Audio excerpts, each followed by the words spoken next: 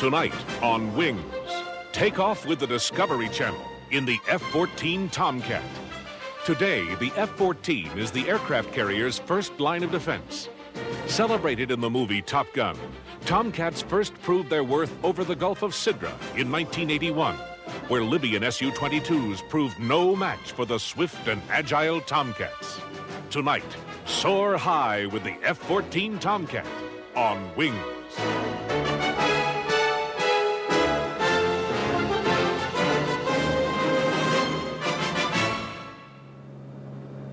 On the 25th of February, 1979, the Russian warship Minsk slipped through the Turkish Straits and into the Mediterranean. Classed as a cruiser to comply with Turkish regulations, the Minsk was nonetheless an aircraft carrier. But its comparatively small size and total commitment to vertical takeoff warplanes gave Western analysts a chance to study Soviet thinking on naval aviation.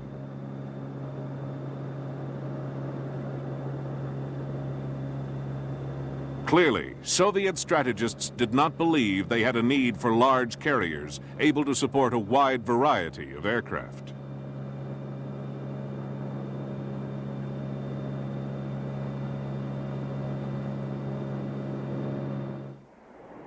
American thinking, on the other hand, has gone towards the development of massive carriers, often nuclear-powered. These, the largest of man's mobile creations, are able to convey and support several different types of aircraft.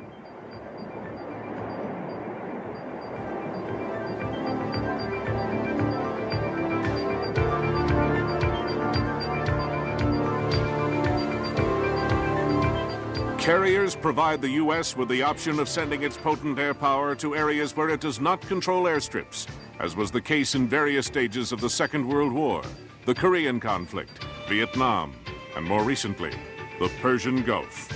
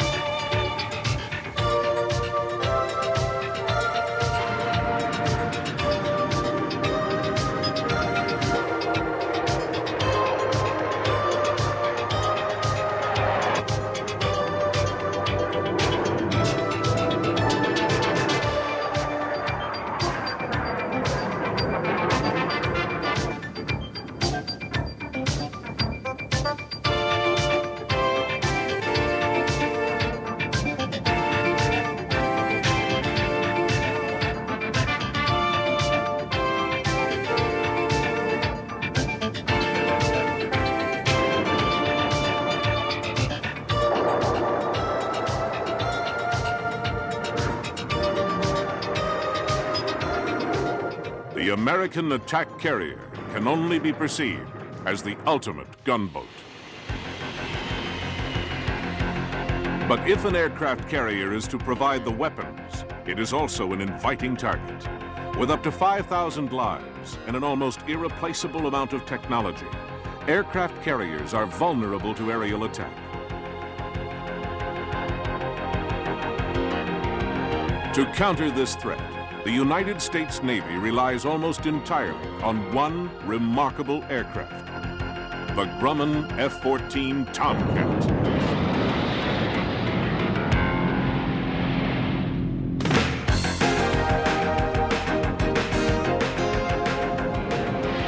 America's involvement with carrier forces is greater than any other nation.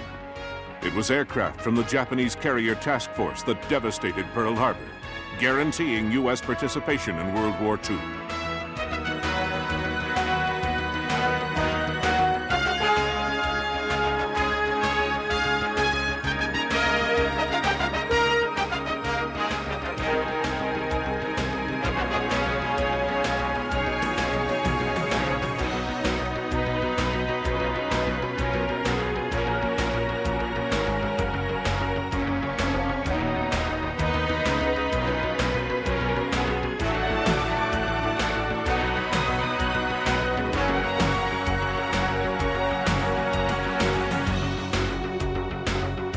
It was only from the deck of the carrier Hornet that Jimmy Doolittle was able to lead the B-25 retaliation attack on Japan.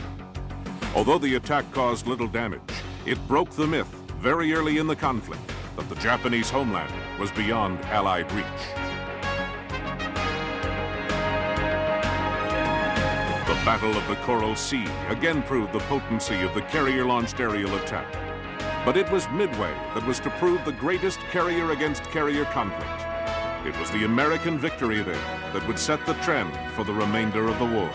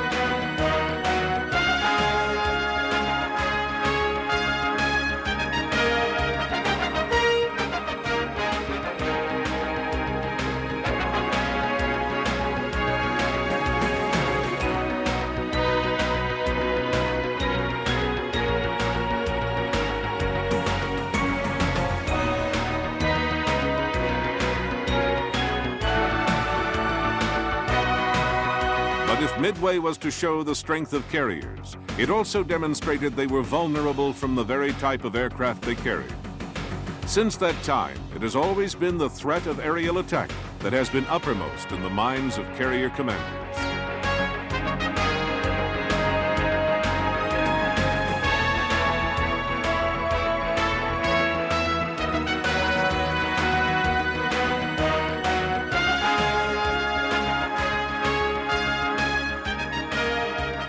By the mid-1950s, the principal threat to American carrier forces still came from the air.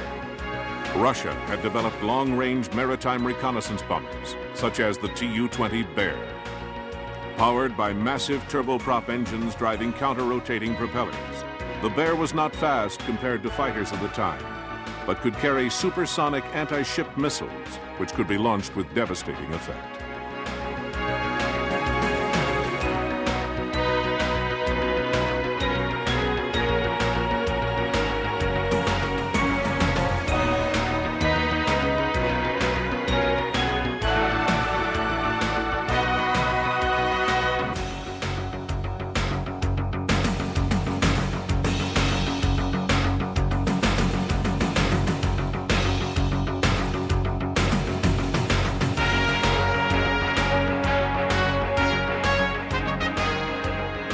Against this combination of long-range and advanced missile technology, the U.S. Navy had to completely rethink the role of its fighter aircraft.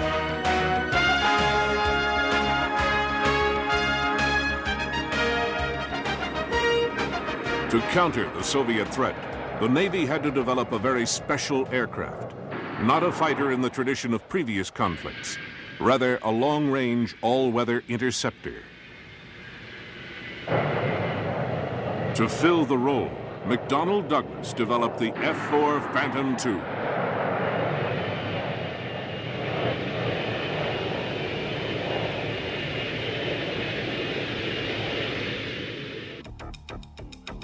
The F-4 Phantom II was a massive plane for its time. It provided the speed, altitude, and range that would keep missile-carrying aircraft at a safe distance. Its most important feature, and a break from previous convention, was the use of two crew members, a pilot and a radio intercept officer. The RIO provided the pilot with valuable radar and target tracking information.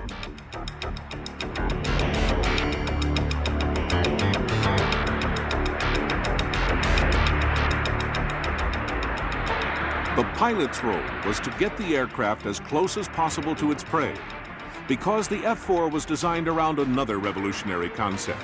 It had no guns, only radar-aimed missiles.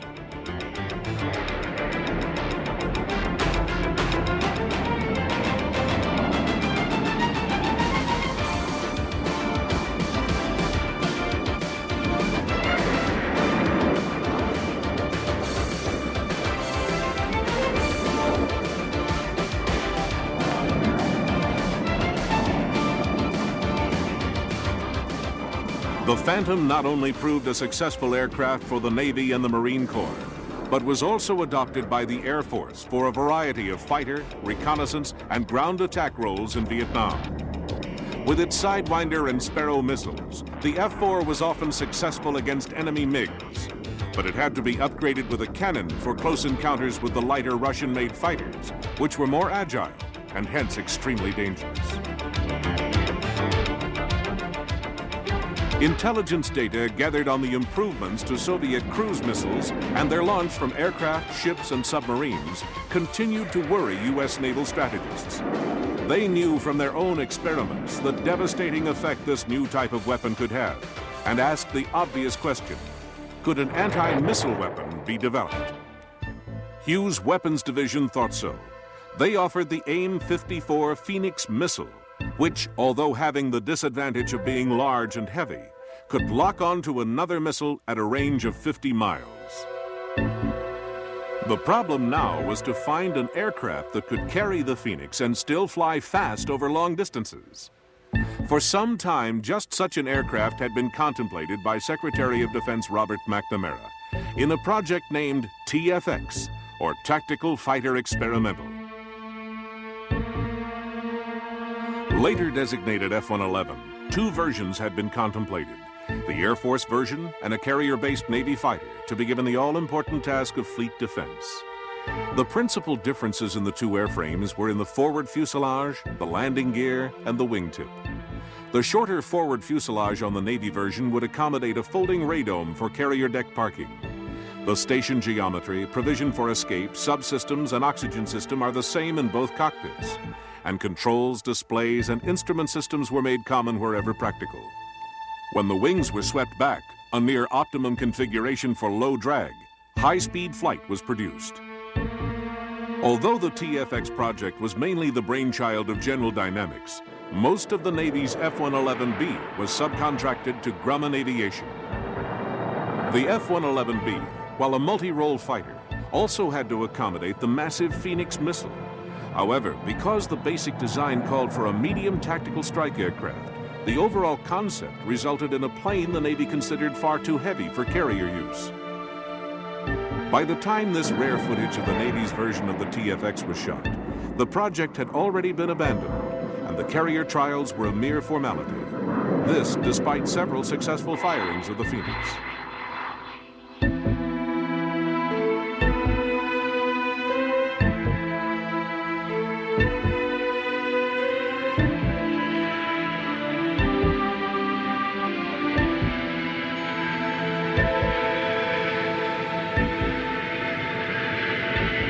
The principal problem of the F-111B may have been the inability to reduce the aircraft weight below 80,000 pounds.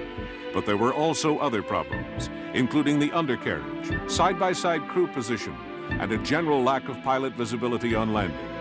At no stage was the Navy, with its special needs, optimistic about adopting a fighter, which in every other way was an Air Force bomber. By the late 60s, the Defense Department recognized it had no replacement for the now aging Phantom. Worse still, information was becoming available that Soviet engineers had produced land-based swing-wing fighters with superior performance.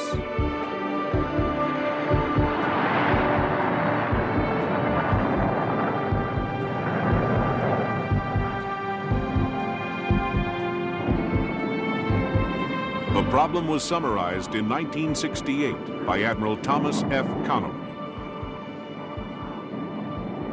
There is the ever-present threat from surface to surface or surface to air missiles, from either shore stations or missile-carrying Soviet ships.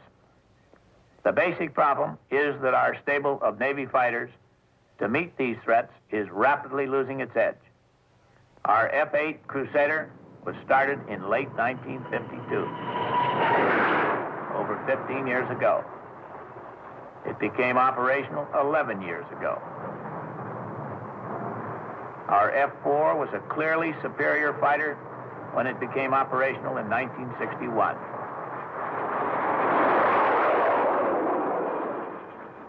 Now the gap is closing.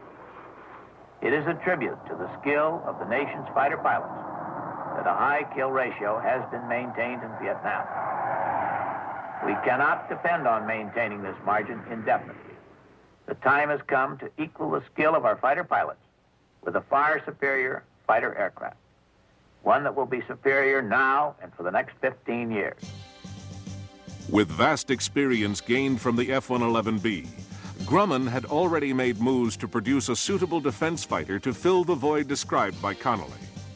Grumman experimented with a variety of models and weapons formats to try and produce a concept that could both act as a dogfighter as well as a fleet defense fighter.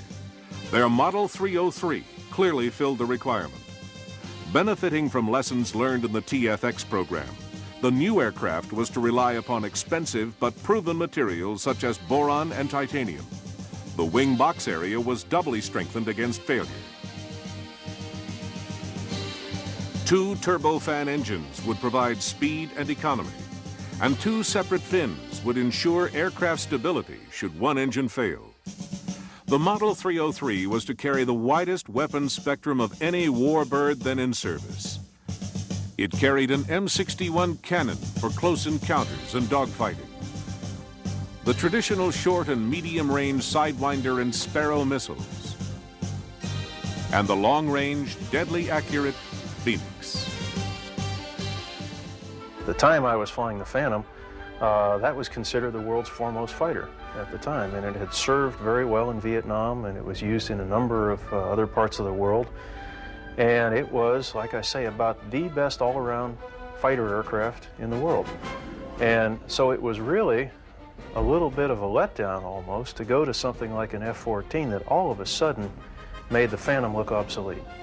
And in that regard, it would out-accelerate the Phantom, it would out-turn the Phantom, it would out-weapon system the Phantom. So everything that we were so proud of our F-4 Phantom for, all of a sudden was left behind in the dust.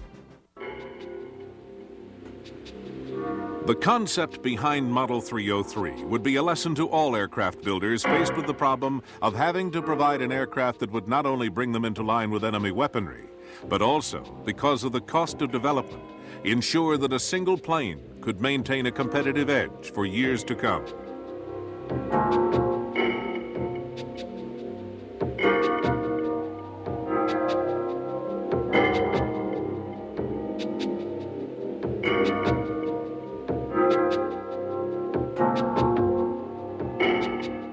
By the 21st of December, 1970, the prototype now referred to as the F-14 and named Tomcat was ready for its maiden flight at Calverton, New York. Test pilots Bob Smythe and Bill Miller had to wait all day for final adjustments. It was only in the late afternoon, and with the threat of snow the following day, that they finally got aircraft number 1 into the air. The flight only lasted 10 minutes and was generally uneventful.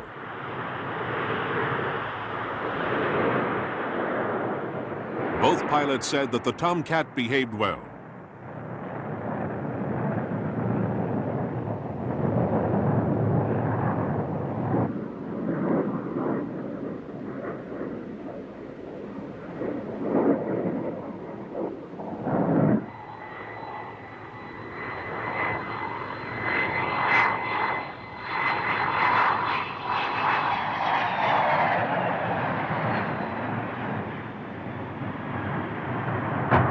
The next day, the weather turned nasty. It would be 9 more days before it was safe to fly the Tomcat again. This time, Miller was to take the front position and Bob Smythe the rear, and the flight was to be anything but uneventful.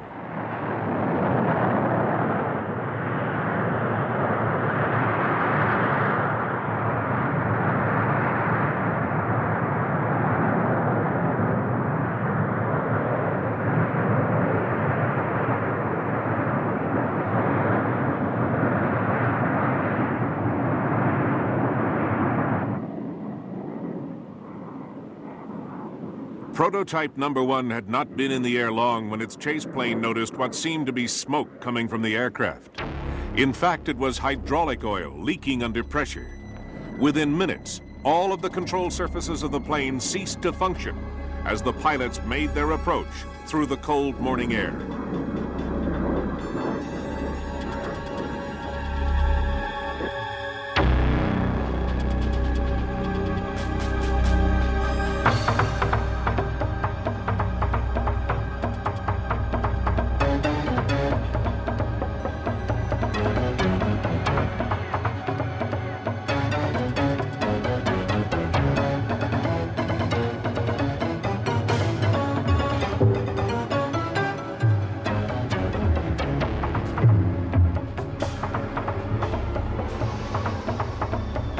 A mere 100 feet from the ground, when there was no possible likelihood that the plane would reach the runway, the pilots ejected.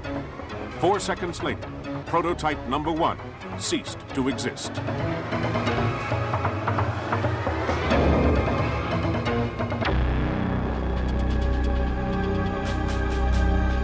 Here is how it looked from the ground camera recording the event.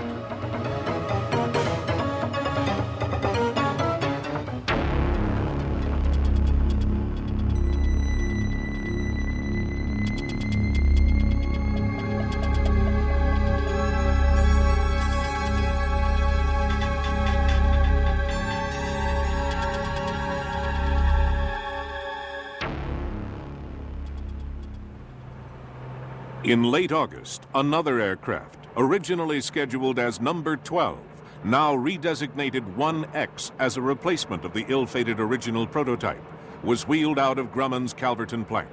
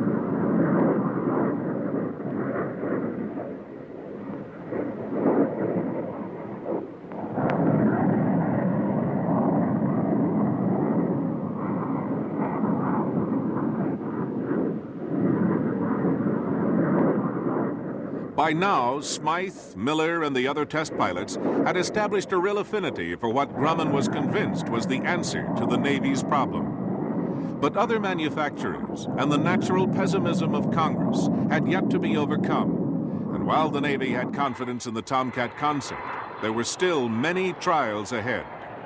Because at no stage was Model 303 to be a cheap aircraft. The sort of money invested and the commitment necessary were already putting Grumman under considerable pressure.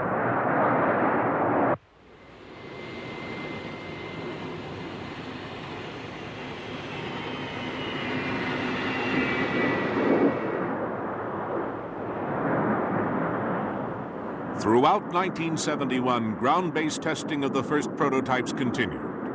These aircraft were put through severe testing when little was known about how they would react.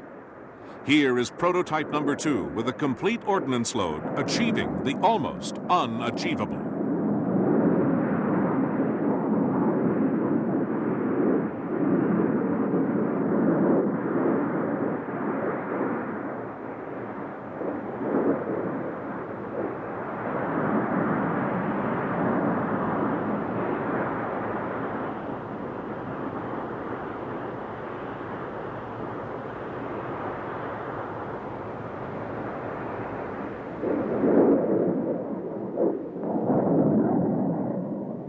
Here it is again, affecting an induced stall.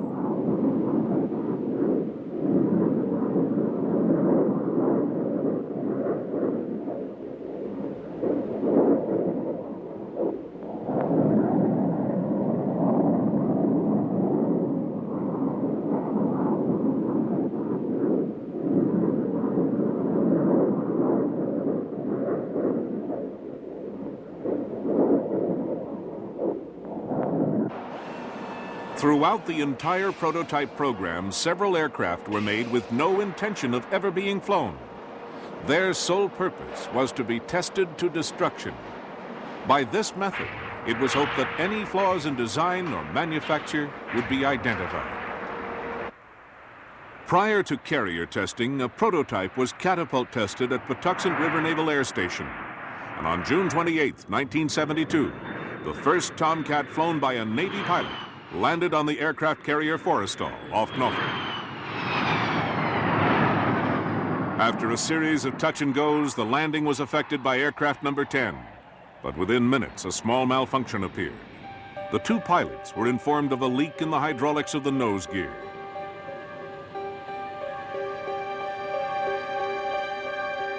On hand as a minor adjustment was made was Bill Miller.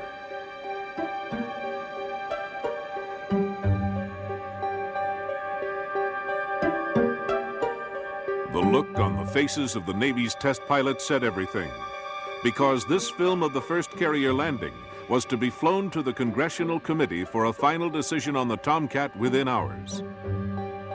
As it happened, the committee gave the project full endorsement, but elation at Grumman was short-lived, because just 24 hours later, Bill Miller's luck ran out. Flying this same aircraft, he made a minor technical oversight that cost him his life. You bump into a lot of situations out on the carrier where there is not a cut and dried set of rules and there's not a cut and dried set of policies that say the carrier guarantees me that I will have these conditions on landing. You're going to go out there and you're going to fly, and when you come back, you're going to look for where the carrier is supposed to be, regardless of where they told you it was going to be. You're going to look for where it really is, and then whatever the conditions are, you're going to land on it. If you come back and the weather doesn't suit your minimums, it really doesn't matter. That's the only place you have to land. And so therefore you may have to bend the weather a little bit. That doesn't happen often, but it's an example of the sort of difference that you see between the way the Navy has to operate and the way the Air Force has to operate. By late 1972, full-scale production of the F-14 was in progress. The Tomcat was no longer a prototype. It was now the Navy's fighter of the future.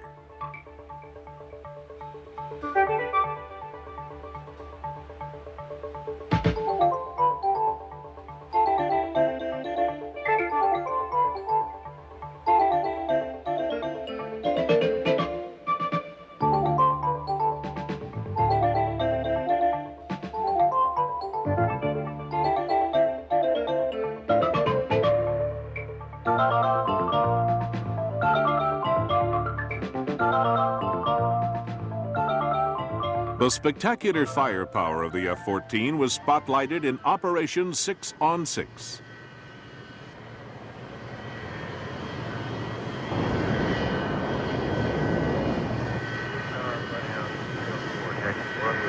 Storming area. Up number 1284, 1.5 en route. Alternate will be China Lake 0+20. 204, taxi runway 21. Local altimeter 3004. Time 1440, straight up.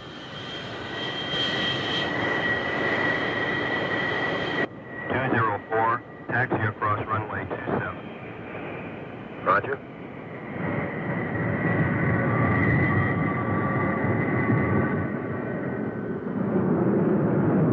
Tower, brought down 204 is ready for takeoff. 204, the wind is light and variable.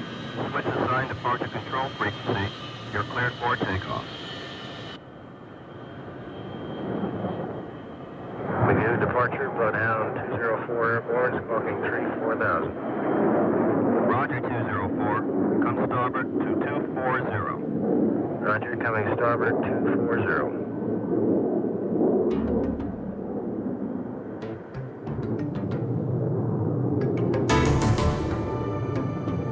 Operation 6 on 6 demonstrated the effectiveness of the Hughes Phoenix missile system by attacking 6 different targets at one time. 3 air-launched drones represented enemy fighter aircraft at supersonic speed. 3 obsolete training aircraft represented larger enemy bombers. And 1 Mach 2 land-based drone represented a launched missile. They were sacrificed in the cause of presenting the Tomcat with an array of targets. With a Navy crew at the controls, each of the 6 targets were individually identified on the radar scope and allocated a Phoenix. One's away.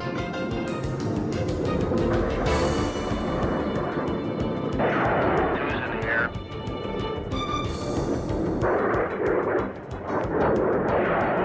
Three's in the air.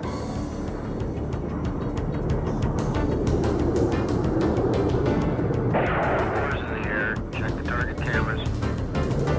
4th missile in the air. Target cameras on. 5's in the air.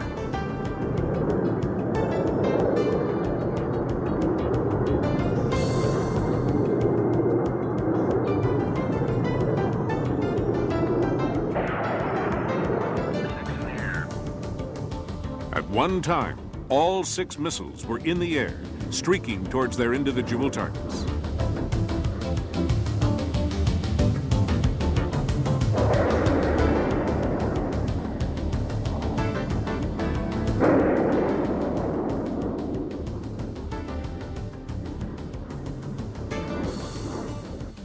Only 4 of the 6 targets were destroyed, but this was due entirely to a malfunction in the 2 drones.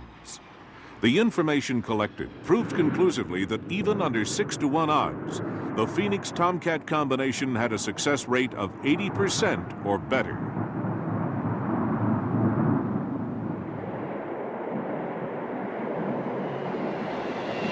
The first 2 carrier-based Tomcat squadrons were the VF-1 Wolfpack and the VF-2 Bounty Hunters. With their induction, the Navy now had in one plane an answer to the missile threat and an advanced dogfighter.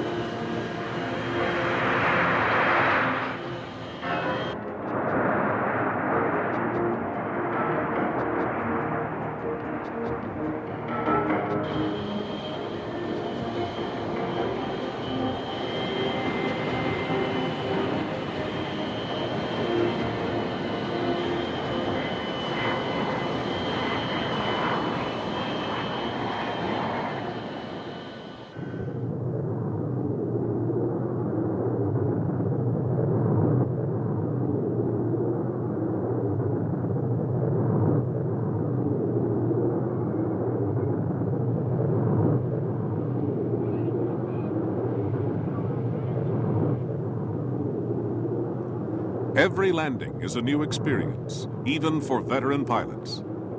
Placing 80,000 pounds and $40 million worth of high technology onto a few hundred square feet of deck takes its toll on men and machinery alike.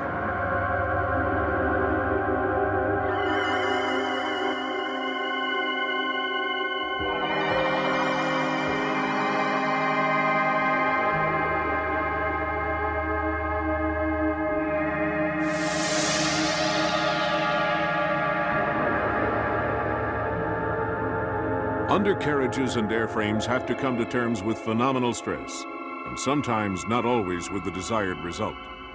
Here, a Tomcat hits the deck of the Forrestal, and the landing gear gives way.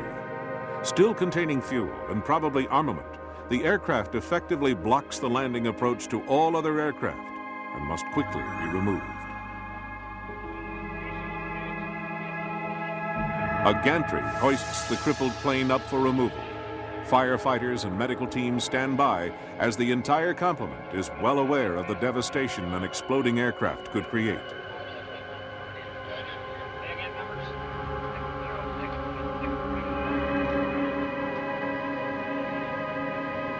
Finally, the plane is secured, a source of jubilation to at least one member of the deck crew.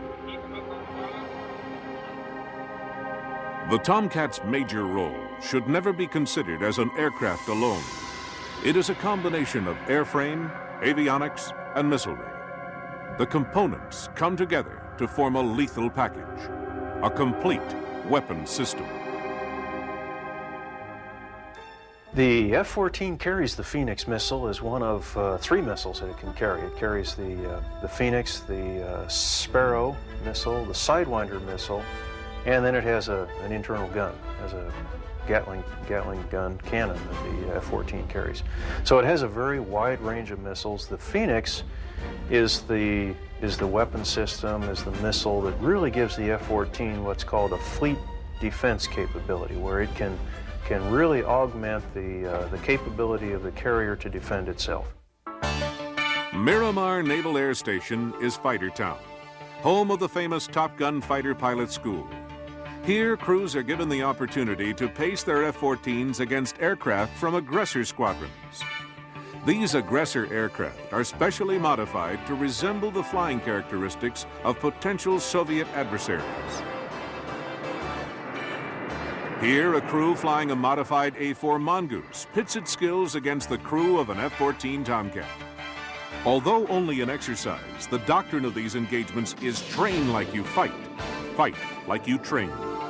But the Tomcat's also made to win when the game is real, as it was over the Gulf of Sidra in August of 1981. With the carrier task force testing Qaddafi's line of death in the Mediterranean, tensions were high.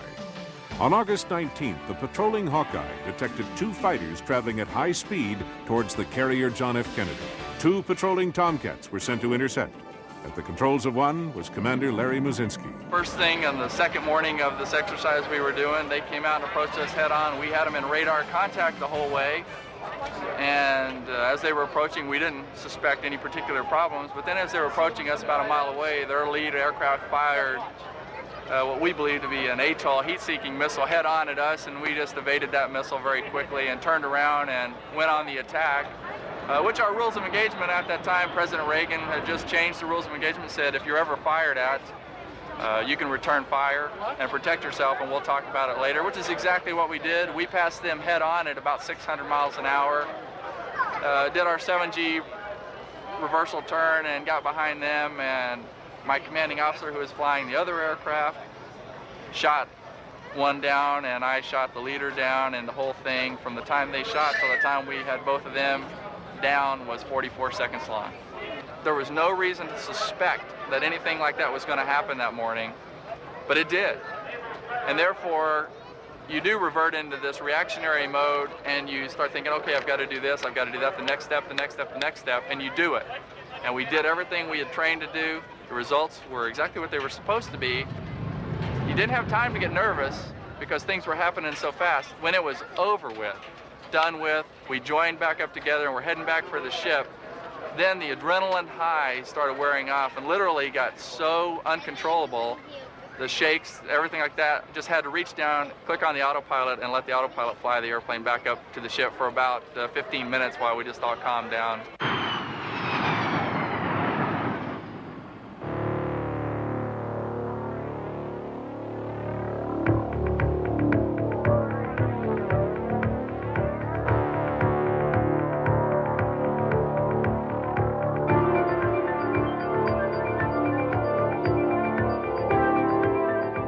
With the assistance of fleet refuel, American carriers can be replenished and kept at sea for months, enabling naval strategists to bring aerial firepower within range of trouble spots anywhere in the world. The Second World War, Korea, Vietnam, Libya, and now the Persian Gulf have all demonstrated the importance of this flexibility. But it's only with the Tomcat that the Navy can be sure that its floating runways are impervious to attack.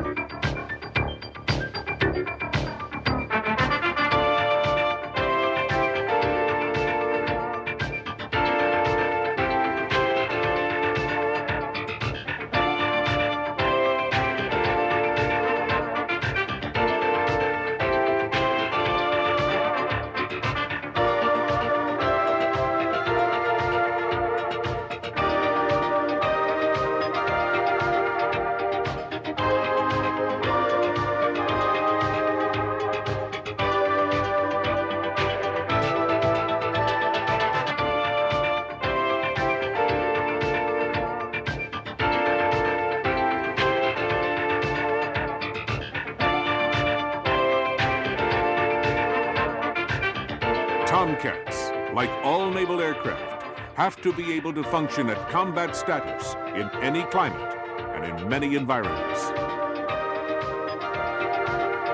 As Tomcat pilots would say, it's anywhere, any weather, anytime.